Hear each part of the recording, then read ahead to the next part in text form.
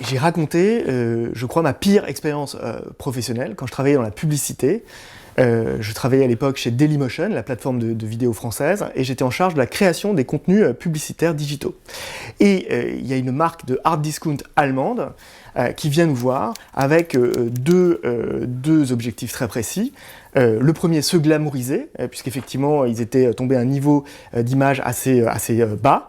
Et en même temps, ils devaient absolument déstocker beaucoup de matériel de barbecue, toute une opération barbecue, et il fallait en fait convertir la France à l'art du barbecue à l'été 2016.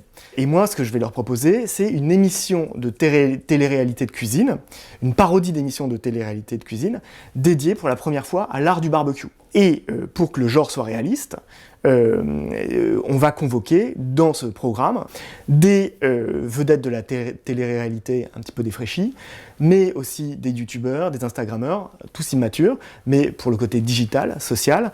On va louer une villa somptueuse, on va enfermer tout le monde dedans, et petit à petit, et même assez rapidement, je sens que le projet dérape complètement, notamment à cause de la folie du producteur, qui, parce qu'il n'a jamais eu une telle somme, je peux le dire, pète un câble, et finalement rentre dans des délires de producteurs magnificents, et organise des fêtes à n'en plus finir, etc. Et donc en fait, moi, tous les matins, j'ai une partie du casting qui arrive, incapable de tourner, complètement soit en descente de drogue ou d'alcool, et ça va devenir très compliqué, notamment avec des clients allemands pour qui 1 euro est 1 euro. Et donc voilà, il va y avoir une sorte de difficulté à réconcilier les deux mondes, et pour moi, je vais être pris dans cette machine à laver terrible.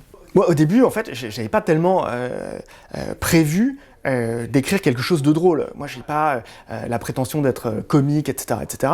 Mais comme cette histoire m'est tombée dessus, comme quand je la racontais autour de moi dans les dîners et que les gens étaient pliés en quatre ou complètement consternés en me disant mais tu peux pas laisser passer ça, il faut absolument que tu l'écrives, tu as vraiment une matière à écrire.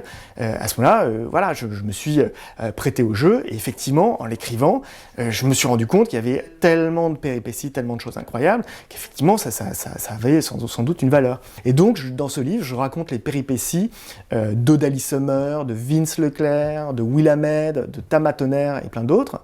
Et j'imagine qu'ils sont assez faciles à reconnaître. Et ça fait aussi le sel, je crois, de ce livre.